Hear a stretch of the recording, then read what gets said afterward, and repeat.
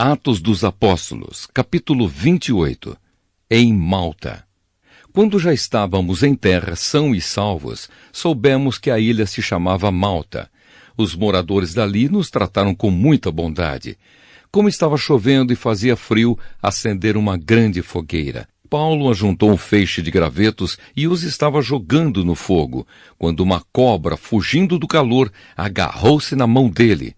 Os moradores da ilha viram a cobra pendurada na mão de Paulo e comentaram: "Este homem deve ser um assassino, pois ele escapou do mar, mas mesmo assim a justiça divina não vai deixá-lo viver."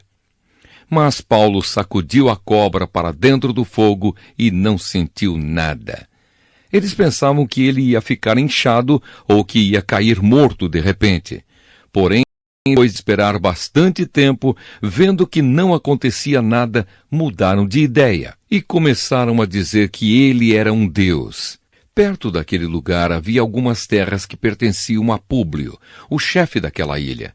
Ele nos recebeu muito bem e durante 3 dias nós fomos seus hóspedes. O pai dele estava de cama, doente, com febre e disenteria. Paulo entrou no quarto, fez uma oração, pôs as mãos sobre ele e o curou. Depois disso, os outros doentes da ilha vieram e também foram curados. Eles mostraram muito respeito por nós, e quando embarcamos, puseram no navio tudo o que precisávamos para a viagem. De Malta para Roma. Depois de ficarmos 3 meses na ilha, embarcamos no navio da cidade de Alexandria, que tinha na proa a figura dos deuses gêmeos Castor e Polos. O navio tinha passado o inverno na ilha. Nós chegamos à cidade de Siracusa, onde ficamos 3 dias. Dali, seguimos viagem e chegamos à cidade de Régio. No dia seguinte, o vento começou a soprar do sul, e em 2 dias chegamos a Pozzuoli.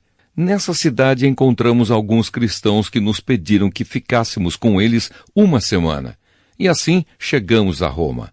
Os irmãos de Roma tinham recebido a notícia da nossa chegada e foram se encontrar conosco nos povoados de Praça de Ápio e de 3 Vendas. Ao ver esses irmãos, Paulo agradeceu a Deus e se animou. Em Roma. Quando entramos em Roma, Paulo recebeu permissão para morar por sua conta, guardado por um soldado. 3 dias depois, Paulo convidou os líderes dos judeus de Roma para se encontrarem com ele. Quando estavam reunidos, ele disse: "Meus irmãos, eu não fiz nada contra o nosso povo, nem contra os costumes que recebemos dos nossos antepassados. Mesmo assim, eu fui preso em Jerusalém e entregue aos romanos. Eles me interrogaram e queriam me soltar, pois não acharam nenhum motivo para me condenar à morte. Mas os judeus não queriam que me soltassem. Por isso, fui obrigado a pedir para ser julgado pelo imperador, embora eu não tenha nenhuma acusação para fazer contra o meu próprio povo. Foi por esse motivo que pedi para ver vocês e conversarmos. Estou preso com estas correntes de ferro por causa daquele que o povo de Israel espera." Então eles disseram: "Nós não recebemos nenhuma carta da Judéia a seu respeito. Também nenhum dos nossos irmãos veio de lá com qualquer notícia ou para falar mal de você. Mas gostaríamos de ouvir você dizer o que pensa, pois sabemos que, de fato, em todos os lugares falam contra essa seita a qual você pertence." Então marcaram um dia com Paulo. Nesse dia, muitos deles foram ao lugar onde Paulo estava. Desde a manhã até a noite, ele lhes anunciou e explicou a mensagem sobre o reino de Deus. E por meio da lei de Moisés e dos livros dos profetas, procurou convencê-los a respeito de Jesus. Alguns aceitaram as suas palavras, mas outros não creram. Então todos foram embora, conversando entre si, mas, antes que saíssem, Paulo ainda disse mais uma coisa. O Espírito Santo tinha razão quando falou por meio do profeta Isaías aos antepassados de vocês, pois ele disse a Isaías: "Vá e diga a esta gente, vocês ouvirão, mas não entenderão. Olharão, mas não enxergarão nada, pois a mente deste povo está fechada. Eles taparam os ouvidos e fecharam os olhos. Se eles não tivessem feito isso, os seus olhos poderiam ver e os seus ouvidos poderiam ouvir. A sua mente poderia entender e eles voltariam para mim e eu os curaria, disse Deus. E Paulo terminou dizendo: pois fiquem sabendo que Deus mandou a mensagem de salvação para os não-judeus, e eles escutarão. Depois que Paulo disse isso, os judeus foram embora discutindo com violência. Durante 2 anos, Paulo morou ali numa casa alugada e recebia todos os que iam vê-lo. Ele anunciava o reino de Deus e ensinava a respeito do Senhor Jesus Cristo, falando com toda a coragem e liberdade. Carta aos Romanos, capítulo 1. A boa notícia para todos. Eu, Paulo, servo de Cristo Jesus, escrevo esta carta. Deus me chamou e me separou para ser seu apóstolo, a fim de que eu anuncie a boa notícia do Evangelho de Deus. Há muito tempo essa boa notícia foi prometida por Deus, por meio dos seus profetas e escrita nas Escrituras Sagradas. Ela fala a respeito do Filho de Deus, o nosso Senhor Jesus Cristo, o qual, como ser humano, foi descendente do rei Davi. E quanto à sua santidade divina, a sua ressurreição provou com grande poder que ele é o Filho de Deus. Por meio de Cristo, Deus me deu a honra de ser apóstolo no serviço de Cristo para levar pessoas de todas as nações a crerem em Cristo e a serem obedientes a Ele. Entre essas pessoas estão vocês, que moram em Roma, a quem Deus tem chamado para pertencerem a Jesus Cristo. Por isso eu escrevo a todos vocês que estão em Roma, todos vocês a quem Deus ama e a quem tem chamado para serem o seu próprio povo. Que a graça e a paz de Deus, o nosso Pai, e do Senhor Jesus Cristo estejam com vocês. Oração de agradecimento.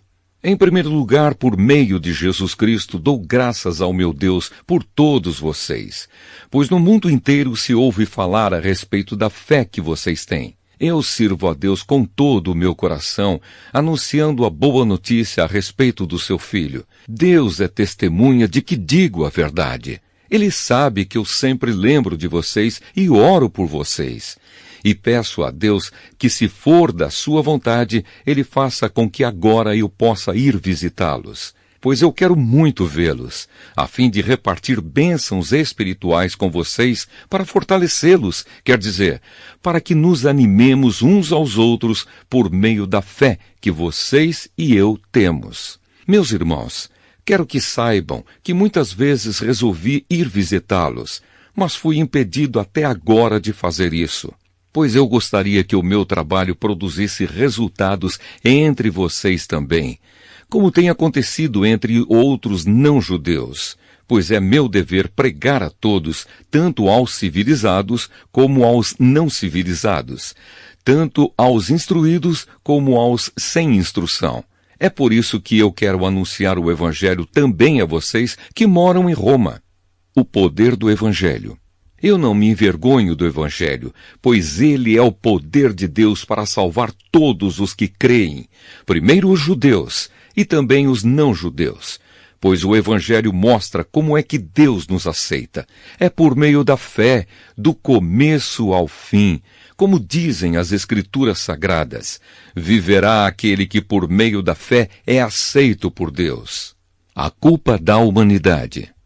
Do céu, Deus revela sua ira contra todos os pecados e todas as maldades das pessoas que, por meio das suas más ações, não deixam que os outros conheçam a verdade a respeito de Deus. Deus castiga essas pessoas porque o que se pode conhecer a respeito de Deus está bem claro para elas, pois foi o próprio Deus que lhes mostrou isso. Desde que Deus criou o mundo, as suas qualidades invisíveis, isto é, o seu poder eterno e a sua natureza divina, têm sido vistas claramente. Os seres humanos podem ver tudo isso nas coisas que Deus tem feito e, portanto, eles não têm desculpa nenhuma.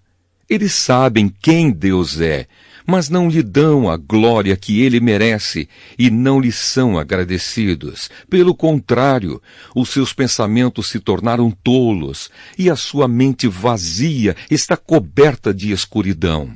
Eles dizem que são sábios, mas são tolos. Em vez de adorarem ao Deus imortal, adoram ídolos que se parecem com seres humanos, ou com pássaros, ou com animais de 4 patas, ou com animais que se arrastam pelo chão. Por isso Deus entregou os seres humanos aos desejos do coração deles, para fazerem coisas sujas e para terem relações vergonhosas uns com os outros. Eles trocam a verdade sobre Deus pela mentira, e adoram e servem as coisas que Deus criou, em vez de adorarem e servirem o próprio Criador, que deve ser louvado para sempre. Amém. Por causa das coisas que essas pessoas fazem, Deus as entregou às paixões vergonhosas, pois até as mulheres trocam as relações naturais pelas que são contra a natureza. E também os homens deixam as relações naturais com as mulheres e se queimam de paixão uns pelos outros. Homens têm relações vergonhosas uns com os outros e por isso recebem em si mesmos o castigo que merecem por causa dos seus erros. E como não querem saber do verdadeiro conhecimento a respeito de Deus, ele entregou os seres humanos aos seus maus pensamentos, de modo que eles fazem o que não devem. Estão cheios de todo tipo de perversidade, maldade, ganância, vícios, ciúmes, crimes de morte, brigas, mentiras e malícia. Caluniam e falam mal uns dos outros, têm ódio de Deus e são atrevidos, orgulhosos e vaidosos, inventam maneiras de fazer o mal, desobedecem aos pais, são imorais, não cumprem a palavra, não têm amor por ninguém e não têm pena dos outros. Eles sabem que o mandamento de Deus diz que aqueles que fazem essas coisas merecem a morte. Mas mesmo assim, continuam a fazê-las e, pior ainda, aprovam os que fazem as mesmas coisas que eles fazem. Carta aos Romanos, capítulo 2. Deus julga as pessoas. Meu amigo, não importa quem você seja, você não tem desculpa quando julga os outros.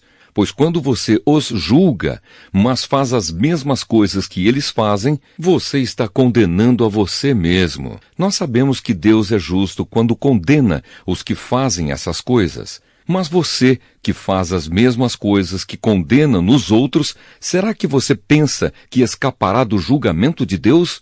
Ou será que você despreza a grande bondade, a tolerância e a paciência de Deus? Você sabe muito bem que Ele é bom e que quer fazer com que você mude de vida, mas o seu coração é duro e teimoso. Por isso você está aumentando ainda mais o castigo que vai sofrer no dia em que forem revelados a ira e os julgamentos justos de Deus, pois Ele recompensará cada um de acordo com o que fez.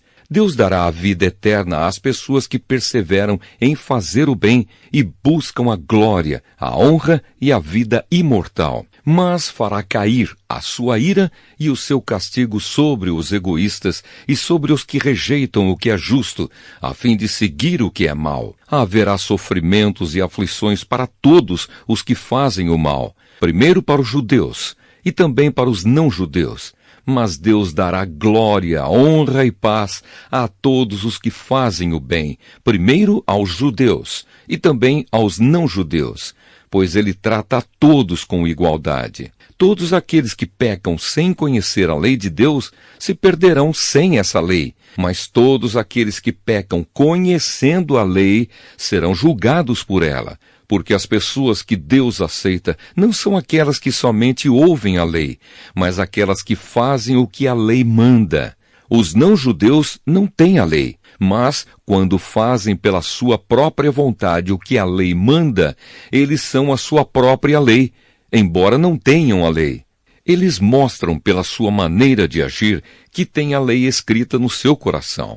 A própria consciência deles mostra que isso é verdade, e os seus pensamentos, que às vezes os acusam e às vezes os defendem, também mostram isso. E de acordo com o evangelho que eu anuncio, assim será naquele dia em que Deus, por meio de Cristo Jesus, julgará os pensamentos secretos de todas as pessoas. Os judeus e a lei. O que dizer de você? Você diz que é judeu, confia na lei e se orgulha do Deus que você adora. Você sabe o que Deus quer que você faça e aprende na lei a escolher o que é certo.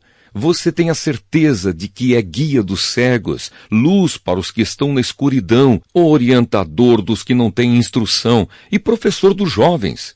Você está certo de que encontra na lei a apresentação completa do conhecimento e da verdade. Você que ensina os outros, por que é que não ensina você mesmo? Se afirma que não se deve roubar, por que é que você mesmo rouba? Se você diz que não se deve cometer adultério, por que é que você mesmo comete adultério? Você odeia os ídolos, mas rouba as coisas dos templos.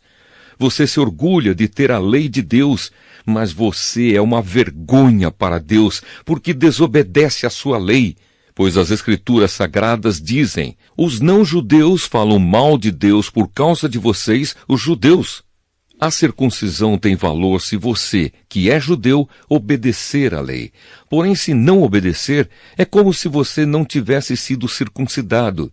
E se um homem que não foi circuncidado obedecer aos mandamentos da lei, Deus o tratará como se ele fosse circuncidado. Assim vocês, judeus, serão condenados pelos não-judeus, pois vocês desobedecem à lei, apesar de terem essa lei escrita e de serem circuncidados, enquanto que os não-judeus obedecem à lei, embora não sejam circuncidados. Portanto, eu pergunto, quem é judeu de fato e circuncidado de verdade? É claro que não é aquele que é judeu somente por fora e circuncidado só no corpo. Pelo contrário, o verdadeiro judeu é aquele que é judeu por dentro, aquele que tem o coração circuncidado. E isso é uma coisa que o Espírito de Deus faz e que a lei escrita não pode fazer. E o louvor que essa pessoa recebe não vem de seres humanos, mas vem de Deus.